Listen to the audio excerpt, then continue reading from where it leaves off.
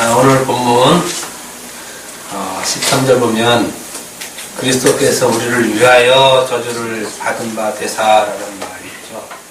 우리를 위하여라는 말에 한자가 빠져 있죠. 우리 죄를 위하여 이렇게 빠져 있습니다. 우리 죄를 위하여. 이게 이제 갈라디아서 1장 4절에 나와 있죠.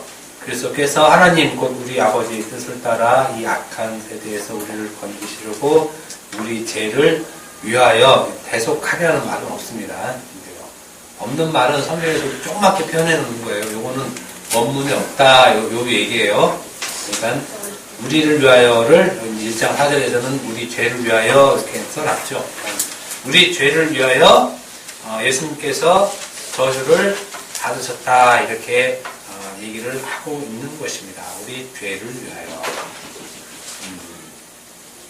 전에 이제 다녔던 그 교회에 거의 한 1000여 명 되는 교회인데 목사님께서 예배 시간에 설교하시기를 저는 가급적이면 죄에 대해서는 얘기를 하지 않으려고 합니다. 이렇게 얘기를 하더라고요.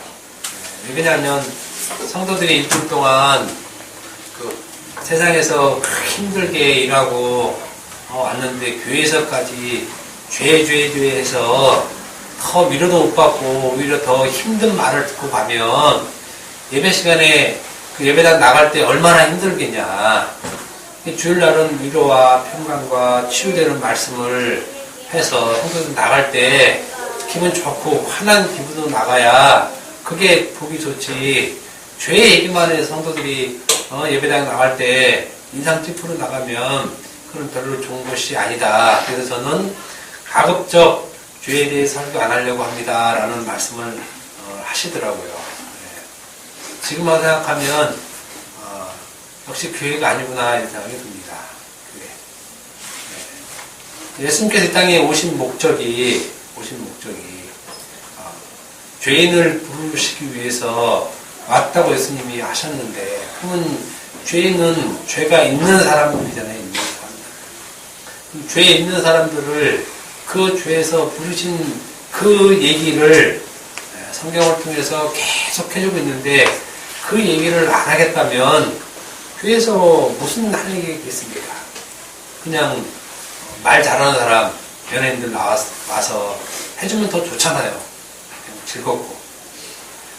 오늘 제가 갈라디아서 3장 13절 보다가 우리를 위하여라는 이 말, 그래서 우리 죄를 위하여라는 이 말을 중심으로 오늘은 서론으로 하고 다음 주에 그 죄에 대해서 말씀을 드리려고 합니다. 물론 우리는 어느 정도 좀 알고 있는 사실이지만 사실 죄가 무엇인지 그건 설명하기도 사실 굉장히 어렵고 목사님들마다 죄를 얘기하는 부분들이 참 다양하게 많이 있습니다. 맞다 틀리다를 떠나서 우리가 죄를 정의하는 것도 어렵고 죄를 인식하기도 사실은 어렵습니다. 그래서 많은 목사님들이 그 죄를 그 도덕이나 윤리적으로 특히 크리스찬 같은 경우는 십계명이나 예수님 말씀 계명이나 또 구약의 많은 그런 율법적 계명들을 어기는 것을 가지고 죄를 지었다. 그래서 나는 죄입니다라는 인식으로만 지금까지 알고 있습니다. 또 그렇게 알아왔고 또 배워왔습니다. 그래서 정말 그런가 그것이 죄인가라는 그것을 이번 시간 수업을 해서 다음 시간 혹 또 더 됐으면 그 다음 주까지도 갈 생각입니다. 왜냐하면 저도 이 부분이 상당히 좀 고민이 많이 되는 부분이었습니다. 그래서 제가 교회 다니면서 이해하기 힘들고 사실은 잘 알지도 못하고 느낌도 없지만 인정하고 다녔던 부분이 사실은 죄였습니다. 죄. 나는 그렇게 죄지은 것이 없는데 사실은 아담이 죄를 졌다니까 나도 죄인이야. 그래서 그냥 죄인 줄 알고 있어요. 그냥 아담이 지은 죄를 우리가 이렇게 가지고 있으니까 그 원죄 때문에 그래서 나는 죄인이야. 그런데 사실은 학창시절 때 이게 도저히 죄라는 인식이 이렇게 안 들어요. 이제 성경에서 그렇다고 하니까 그냥 단지 그런 것 정도지 정말 그게 죄라는 생각을 안 들었는데, 다 죄라고 하니까 그냥 죄인가 보다 하고, 사실은 받았습니다. 신학교 때도 마찬가지고, 하여튼, 교회 안에 있을 동안은 죄는 그냥 아담이 지어서 있는 죄, 그리고 하나님 말씀을 어긴 게 죄, 이 정도의 어떤 그 사고를 가지고, 쭉 다녀왔던 것입니다. 그런데, 성경을 보면, 크게 과연 본질적인 죄를 얘기하는 것인가 라고 했을 때는, 고개를 상당히, 갸우뚱거리게 만든다는 사실입니다. 그럼에도 불구하고 한국교회는 죄를 원죄와 자원죄로 나눠서 그 틀에서 그거를 죄라고 강하게 인식시켜 놓았기 때문에 그 이상의 죄의 인식이 없습니다. 물론 말씀드렸지만 제가 볼 때는 아무리 봐도 이 정도 죄 갖고는 예수님이 죽을 이유가 없지 않았을까 생각이 드는 건 사실입니다. 솔직히.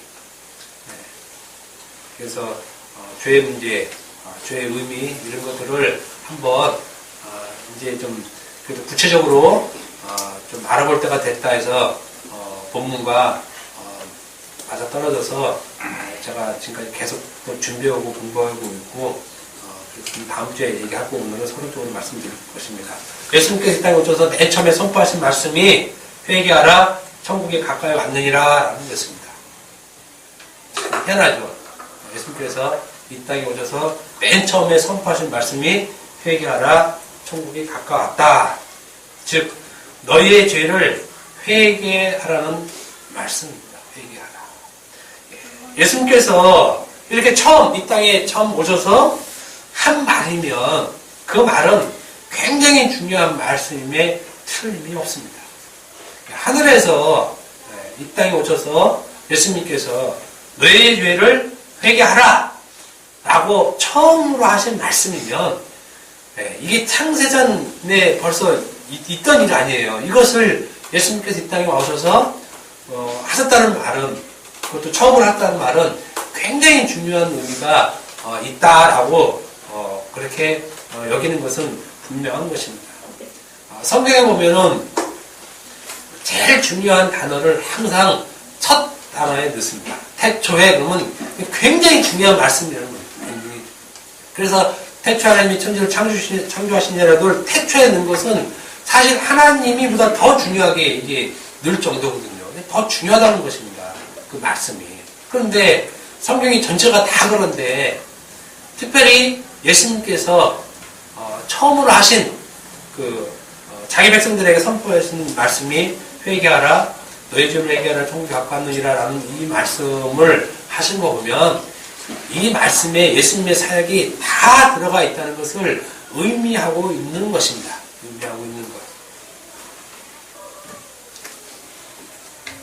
그래서 예수님께서는 죄의 문제를 그의 사역의 가장 핵심적, 아주 중요한 요소로 말씀하시고 있는 것입니다. 그래서 예수님께서 이 땅에 그 죄의 문제, 이 죄 문제를 해결하러 오셨다. 한마디로 얘기하면은 이런 얘기죠. 그러니까 죄가 없으면 예수님이 오실 이유가 없고 구원도 없고 천국도 있을 필요가 없는 일이 되겠죠. 애초에 그런 일 발생 자체가 되어지지 않으니까. 그런데 예수님께서 맨 처음에 죄의 문제 그것을 회개하라는 것으로 자기 사역을 시작했다는 것입니다. 그리고 예수님께서 그 문제를 죄의 문제를 십자가에서 다 이루었다 하심으로 죄의 문제를 해결하시죠. 그래서 첫 말씀 죄를 회개하라 라고 시작해서 그것을 다 이루었다로 예수님의 사역의 그 완성 이것을 우리가 알 수 있는 것입니다. 그러니까 처음에 예수님께서 회개하라 라는 말로 첫 말씀을 입을 여시고 다 이루었다로 그 사역을 딱 마치시죠. 마치시는 것입니다. 그리고 그 완성을 십자가에서 그 죄에 대한 완벽한 승리로 다 이루시고 부활로 확증을 하시죠.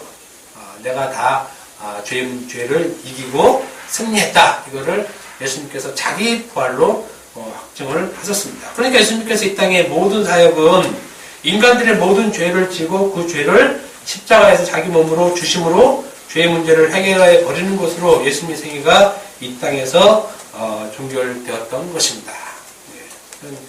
세상 죄를 지고 가는 하나님의 어린 양이로다. 어린 양을 보라. 세례 요한의 말처럼 예수님께서 세상 죄를 지고 그 죄를 완성하시기 위해서 이 땅에 오셨다는 것은 우리가 성경을 통해서 잘 알고 있는 사실입니다. 그래서 우리가 일반적으로 예수를 믿는다고 할 때 자주 물어보죠. 우리 주일학교도 물어보는데 뭘 믿느냐? 뭘 믿느냐? 참 중요한 내용이잖아요. 중요한 내용. 우리가 예수 믿습니다 했을 때 뭘 믿느냐? 근데 우리 한국 교인들은 예수님께서 나의 모든 문제 해결해 주실 분으로 믿는다. 이렇게 얘기하잖아요. 믿는 자에게 능치 못할 일이 없느니라. 그러니까 내가 그 예수를 능치 못할 그 강한 힘을 갖고 계신 그 하나님이신 그 그리스도를 믿는다. 그래서 나의 모든 이 생활, 삶 속에서 나의 어려운 모든 문제점들을 해결해 줄 그 만왕의 주, 전능하신 주, 그분을 믿는다라고 이렇게 얘기하지만 실제로 성경에서 믿는다라고 했을 때는 예수님께서 나의 죄를 사해 주심을 믿는다. 이거잖아요, 우리가. 예수님께서 내 죄 때문에 십자가에 돌아가셨고 그분이 죽으시고 부활하시고 승천하셨다. 이것을 사도들이 선포하고 또 그 내용을 실질적으로 우리가 믿는 것입니다. 그러니까 믿는다는 얘기를 할 때 내 죄를 사해 주신 것, 그리고 그 죄를 예수님께서 십자가에서 대속해 죽으심으로 나의 구원을 이루신 것, 이것을 믿습니다 하는 게 믿음의 그 틀이죠. 여기에서 뭐 이제 여러 가지 또 일반적으로 우리가 얘기할 수 있는 하나님의 어떤 그 전능한 능력, 힘, 이것으로 우리의 어떤 힘들고 어려운 것들을 해결해 줄 수 있는 그런 것으로 믿는다라고 발전할 수 있지만 기본적으로 예수님께서 우리 죄를 해결해 주신 것, 이것을 믿는 것이 그 믿음의 내용의 그 가장 큰 그 핵심 중에 핵심이라는 것입니다. 근데 이것을 빼버리고 믿는다는 것은 믿는 게 아니죠. 믿는 것이. 이렇게 믿으니까 예수님께서 내 죄를 사해 주신 것을 믿으니까 그 믿은 나는 이제 구원을 받고 천국에 간다라고 우리가 이렇게 생각하고 사는 것입니다. 그러니까 죄의 문제를 해결받았기 때문에 내가 구원을 받고, 그러니까 구원도 죄에서의 구원이죠. 죄에서의 구원. 그래서 이제 구원을 죄에서 건져냄, 이것을 얘기를 하는데, 그래서 나는 그 죄에서 구원을 받은 사람이기 때문에 하나님의 백성이 되었고, 이제는 죽어서 천국을 갈 자라고 여기고, 이 땅에서 하나님의 백성이니까 하나님의 말씀을 나름대로 최선을 다해서 열심히 지키고 산다라고 사는 것이 오늘날 크리스찬의 그 전반적인 그 인식하에서 하는 그런 그 신앙 생활입니다. 보편적으로 다 그 구조 안에 다 있는 것입니다. 그런데 여기서 핵심되는 말이 이제 바로 죄죠, 죄. 그래서 나의 죄, 나의 죄를 사하여 주신 분. 그런데 정말 예수님께서 여러분의 죄를 사해 준 것을 믿고 있느냐라는 것입니다. 믿고 있느냐. 굉장히 중요한 얘기죠. 정말 내 죄를 예수님이 사해 주셨느냐. 물론 이제 우리도 마찬가지지만 많은 크리스찬들은 예수님께서 내 죄를 사해 줬기 때문에 내가 예수를 믿으니까 이렇게 교회에 나와서 하나님께 기도하고 찬양하고 헌금하고 봉사하는 것입니다. 라고 얘기를 할 수 있습니다. 그리고 예수님이 나의 죄를 사해줬다는 그 사실을 조금도 흔들림 없이 굳건히 믿고 있습니다. 한 번도 자신이 예수님에 의해서 죄 용서 받음을 의심한 적이 거의 없습니다. 이렇게 의심하는 것은 예수님을 믿는 것에 대한 근간을 흔드는 일이기 때문에 그거는 절대 의심하지 않죠. 왜냐하면 그 근간이 흔들리면 천국 가는 데 문제가 있거든요. 그러니까 내 죄는 사함 받았다라고 이렇게 확 못 받고 시작하는 것입니다. 이 부분은 잘 안 건드린다고 해요. 그래서 사실 이 부분 건드는 건 굉장히 위험한 일입니다. 물어보는 것도 위험해요.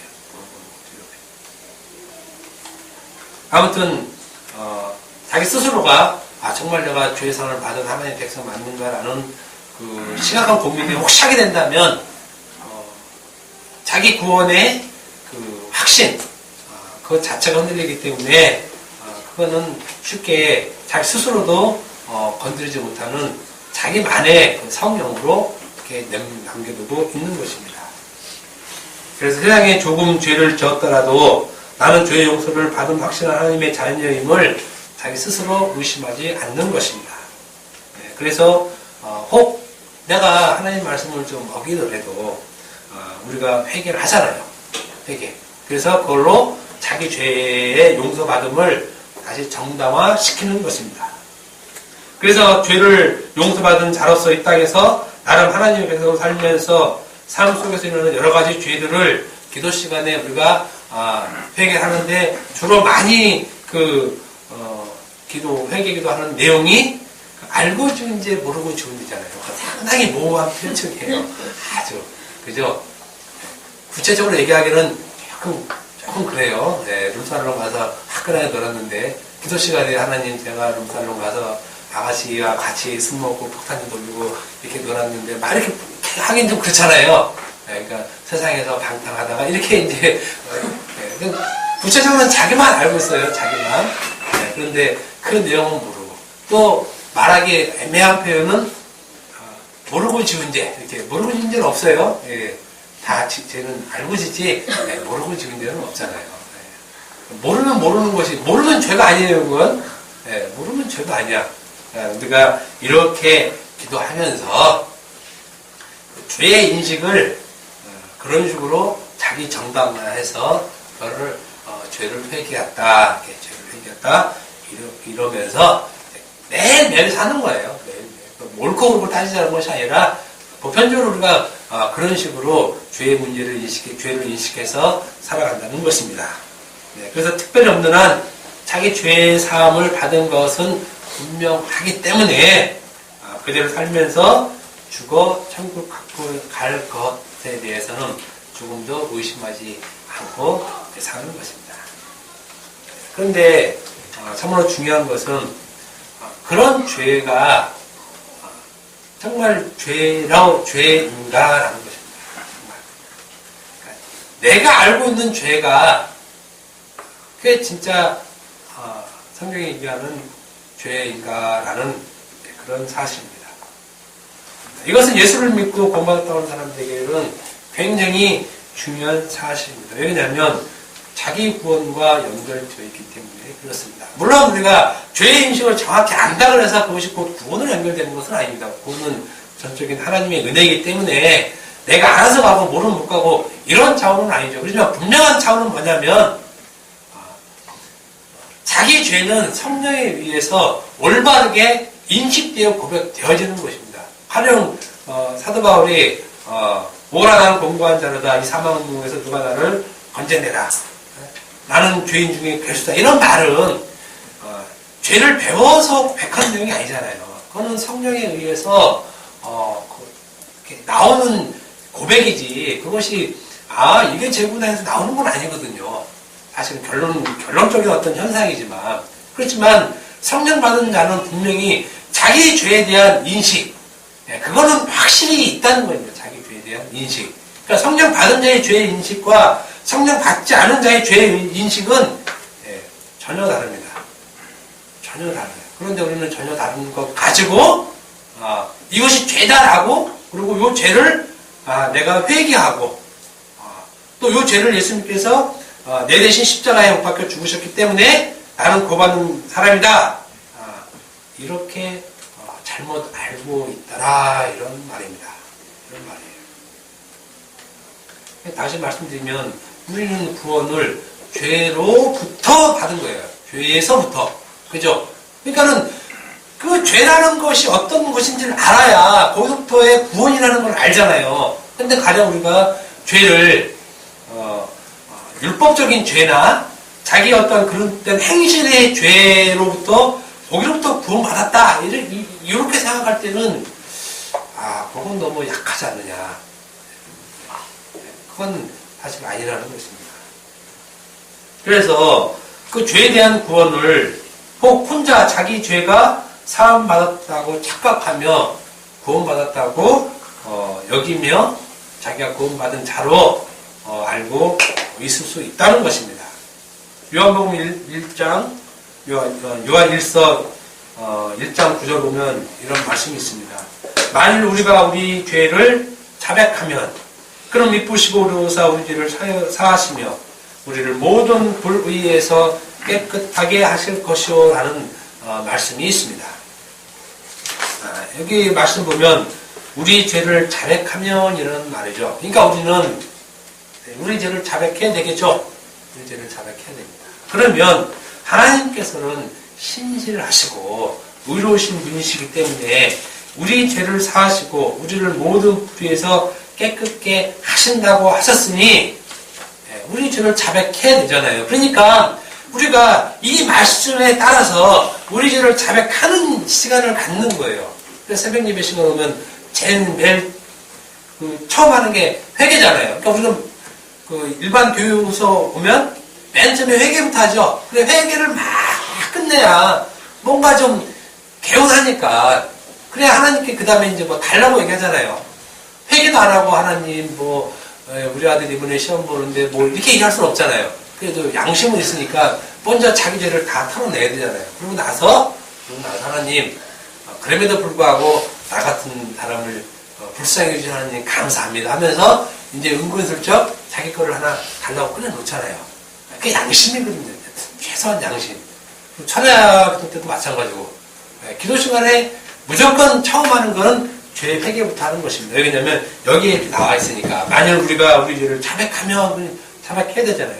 이 자백이라는 말은 믿음의 말을 하면이라는 뜻이에요. 믿음의 말을 하면 믿음의 말 그냥 자기 죄를 고백 하나님 뭐 이런 거 얘기하는 것이 아니라 믿음의 말 그 말 진리가 그 말 맞습니다를 얘기하라는 거예요. 사실은. 그런데 이제 우리가 우리 죄를 자백하면 이라는 그 말에서 자백할 그 죄가 뭐냐 이거예요. 자백할 그 죄. 그 자백할 우리가 우리 죄를 자백할 그 죄의 내용이 무엇이냐 이것이 이제 중요한 것이라는 얘기예요.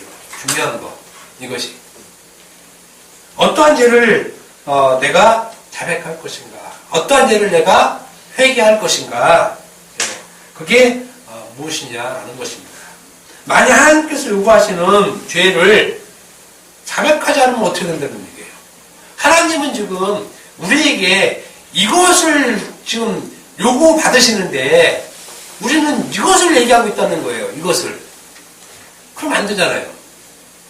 가령 뭐 무슨 올바른 예가 됐을지 모르지만 나는 도둑질했는데 저 사람은 가늠한 걸로 알고 있다든지 그러니까 자기와 상대방과 이것이 죄의 문제가 다르고 있으면 그거는 제가 자백을 해도 실질적으로 그거는 인정이 안 된다는 얘기예요. 그러니까 중요한 거는 하나님께서 어떤 죄를 죄로 보시고 그 죄를 들으시냐 이겁니다. 어떤 죄로 여기고 그 죄의 그 말을 하나님께서 들으시고 인정하시느냐 이 문제란 말이에요. 이 문제. 그래서 우리가 죄의 내용을 무엇으로 보느냐 이거는 아주 중요하다는 것입니다. 그 기독교인들에게서 특히 하나님을 예수로 믿는 자들은 아주 중요하다는 것입니다. 그런데 우리가 이제 지금까지는 신앙생활을 늘 오랫동안 해왔지만 이런 문제에 대해서는 얘기를 안 해주고 못 해주고 성경에서 있는 그대로의 얘기를 해주고 왔기 때문에 우리가 어떻게 보면 자기 구원받음을 착각하고 나는 구원받은 자라고 착각하며 진행할 수 있다는 것입니다. 그래서 우리가 구원받았다는 그 사실에 상당한 오류와 착각을 스스로 하면서 신앙생활을 하고 있는지도 모른다는 것입니다. 만약에 성경에서 말하는 죄를 우리가 잘못 알고 있다면 죄 사함과 구원과 천국은 송두리째 날아가 버릴 수 있는 아주 엉뚱한 그런 것이 되겠죠. 요한복음 8장 34절 보면은 예수께서 대답하시되 진실로 진실로 너희에게 이르노니 죄를 범하는 자마다 죄의 종이다 라고 얘기를 하고 있습니다. 죄를 범하는 자마다 죄의 종. 죄를 범하는 자라는 말에서 이 죄를 범하는 자가 누구냐, 무엇이냐, 무슨 죄를 범하는 자마다 죄의 종이냐라는 것입니다. 그래서 죄를 범하는 자가 나라 그러면 내가 범한 그 죄가 뭐냐는 얘기예요. 내가 범한 그 죄가 무엇냐는 얘기죠. 내가 범한 죄. 이게 무엇이길래 죄를 범하는 자마다 죄의 종이냐라고 얘기를 하는 것. 이런 말입니다. 이게 거듭 말씀드리지만 중요한 관점은 죄를 어떻게 무엇으로 그래서 내 죄가 무엇이길래 나는 죄를 범하는 자였고 그래서 죄의 종이었느냐 하는 이런 본질적인 얘기라는 것입니다. 이것이 해결되지 않으면 요거 한번 심각하게 고민해 봐야 될 아주 중요한 얘기라는 것입니다. 그래서 내 죄가 무엇인가 그것을 알아보자는 것이고 또 반드시 그것을 알아야 한다 이런 취지에서 말씀을 전하는 것입니다. 그런데 제가 보기에는 대부분의 사람들이 죄에서 구원을 받았다고 하는데 자기의 그 죄가 무엇인지 모르고 있다는 말입니다. 10중 8구 그래요. 네 죄가 뭐냐 그러면 너무 많아서 말을 못합니다. 많죠. 옛날에 우리 수련회 가면 자기 죄를 쭉 써갖고 십자가에 못 박고 그러죠. 네. 미친놈들이 하는 짓이에요. 이게 부적입니까? 어떤 교회는 또 그걸 불 붙이죠 이렇게 깔려 이렇게 내 죄는 다 사해서 다 이렇게 많이 그러잖아요. 또 제가 다녔던 교회들은 또 이걸 접더라고 그래갖고 그 종이배 만들어갖고 그걸 띄어서 그럼 그러잖아요 우리가 그 전에서만 하는 게 아니에요. 그 교회에서도 하고 있지. 그게 써도 그게 많이 있거든. 그러니까 이 죄를 예수님이 다 사해줬다고 믿으시면 불 붙이시기 바랍니다. 그 불을 안 붙일 수가 없어. 이게 우리가 알고 있는 죄예요. 이걸 이제 원죄, 자범죄 이렇게 해서 교회에서 아주 영리하게 나눠놨어요. 영리하게. 그것도 개혁교회라는 데서 영리하게 나눠놨어요. 원죄는 있는데 아담이 따먹은 그 원죄, 선악과 땅 원죄는 있는데 그 죄를 표현하는 것을 자범죄로 표현을 한다. 그러니까 원죄는 이미 갖고 있으니까 그거는 사해줬지만 자범죄는 실생활에서 계속 짓는 죄이기 때문에 그것은 계속 회개해야 된다. 얘기하는데 실술로 따져보면 다 똑같아요. 이 사람들이 아무리 외국에서 석박사 학위를 몇 개 갖고 있어도 사실은 이 문제에 찔러서 물어보면 변명이 궁색한 변명만 나와요. 예수님이 단번에 십자가에 돌아가신 그 죄는 무엇을 얘기하느냐 이렇게 얘기 잘못하면 또 구원파로 낙인 찍혀서 말 함부로 못해요. 그러니까는 구원파랑 얘기하도 말이 끙끙거리고 힘들죠. 단번에라는 자체를 해석을 못하니까 단번에.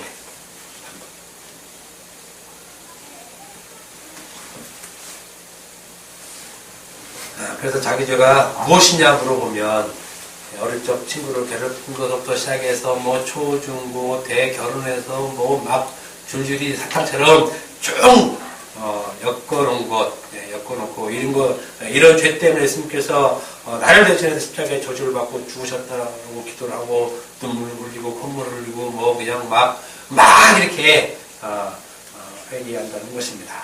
근데 정말 그러한 죄 때문에 예수님께서, 아니 하나님께서 이 땅에 오셔서 저주를 받고 죽으셨냐, 이런 말을 제가 드리는 것입니다. 그래서 오늘 13절 보면 중요한 문구가 나오죠. 그리스도께서 라고 나옵니다. 그리스도께서. 그러니까 바울이 중요한 말을, 예수께서 이런 말을 써도 돼요. 예수께서. 근데 여기서 바울이 예수께서 이런 말을 쓰지 않고 그리스도께서.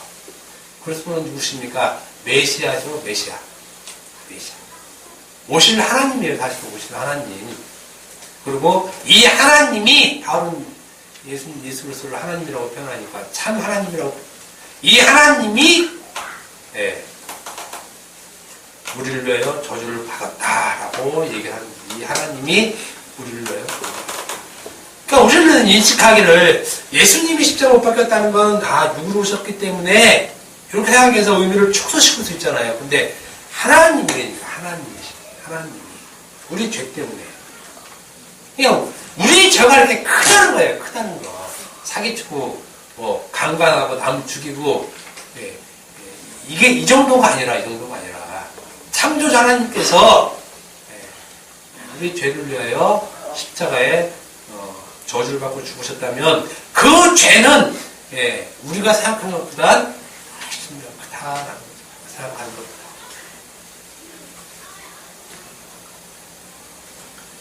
그런데 우리는 솔직하지 못합니다. 이 부분에 대해서. 그래서 가령 대대로 기독교 집안으로 자라난 사람, 모태 신앙 가진 사람, 또 그렇게 자라서 목사까지 된 사람들 많이 있잖아요. 아버지가 목사, 그리고 자기가 목사 된 이런 정말 축복받은 이런 그 목사 아들, 이런 분들은 죄를 얘기를 많이 하지만 실질적으로 자기들은 죄가 뭔지 잘 인식 못해요. 특별하게 아닙니다. 왜 그러냐면 그 세계에서 자라면 특별히 윤리적으로 도덕적으로 그렇게 막 나쁜 짓 할 그런 건 별로 없거든요. 사실 물론 개중에 삐딱하게 나가는 우리 자식같이 그런 자식도 있지만 보통 또 이렇게 나름대로 이렇게 목사된 아버지가 목사인 사람이 아들도 목사된 아들도 보면 나름대로 신실하게 교회생활 잘하고 정말 아들답다 이렇게 그런 사람들은 죄에 대한 인식이 상대적으로 굉장히 적어요. 윤리적으로나 도덕적으로나. 그런 분들은 실질적으로 성경이 얘기하는 죄도 모르고 자기도 잘 몰라요. 그런데 죄를 얘기를 많이 하죠. 여러분, 예수님께 여러분들이에요. 십자가에 못 박혀 죽으셨다. 그런데 그거는 입만 뻐끔뻐끔 하는 거죠. 그건 외식하는 거예요. 그런데 이런 목사님께서 무슨 죄를 졌냐 이렇게 얘기했을 때는 자기도 쉽게 믿지 못한다는 것입니다. 그러니 죄가 자기 죄가 쌓였다는 그 사실은 거짓말이죠. 거짓말. 실질적으로 거짓말입니다.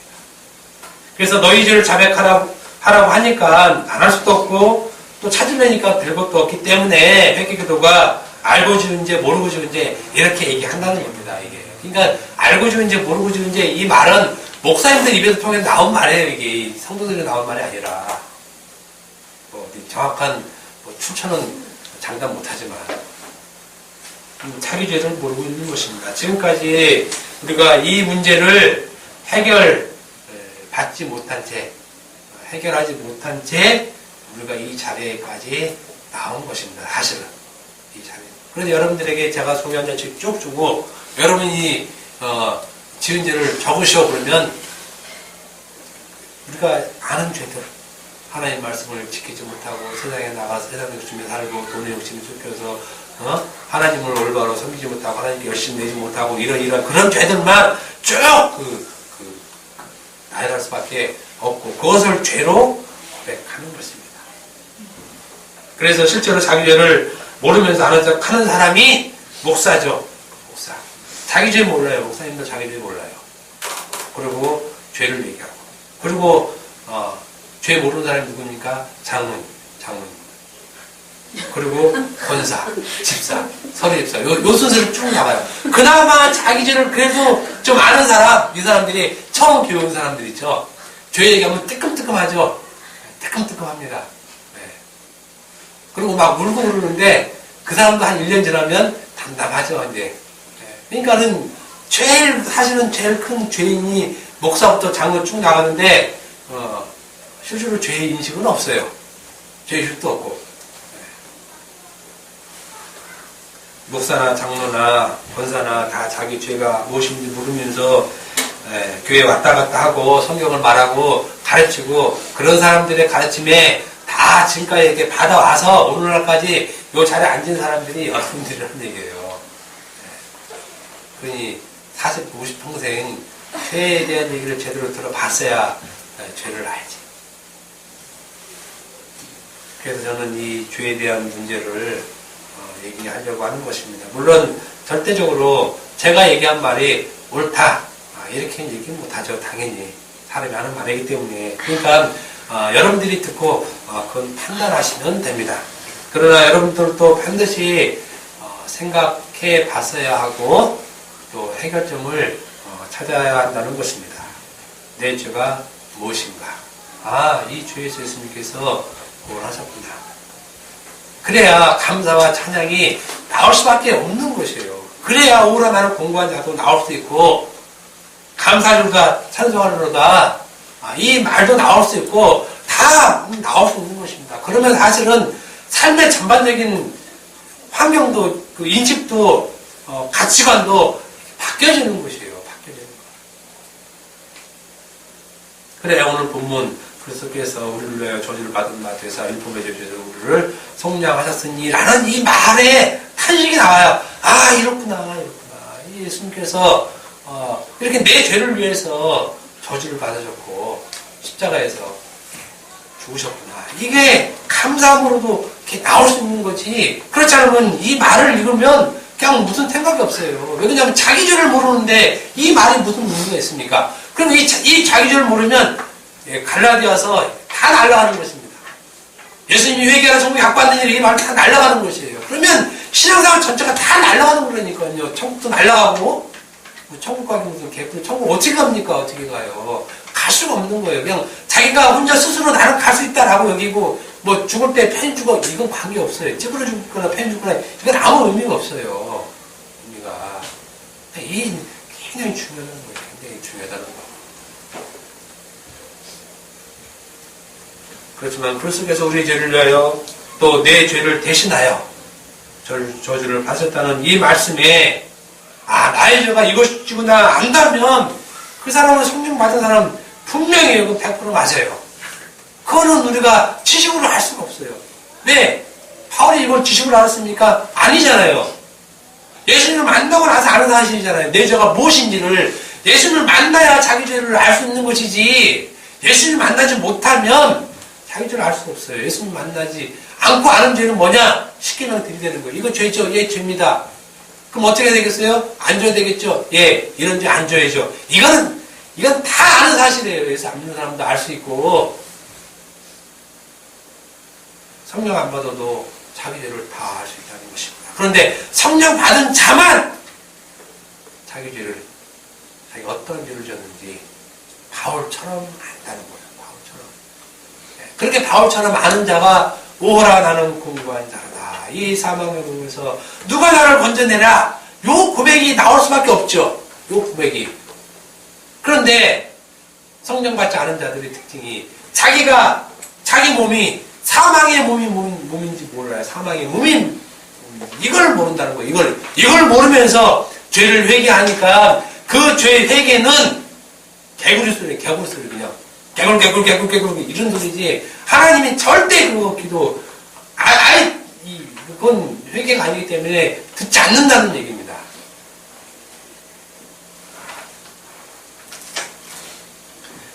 다음 시간에 죄에 대한 얘기 이 얘기를 좀 더 구체적으로 말씀을 드려서 이게 죄구나 라는 그게 귀에 들리면 그는 주의 은혜로 들리는 것입니다.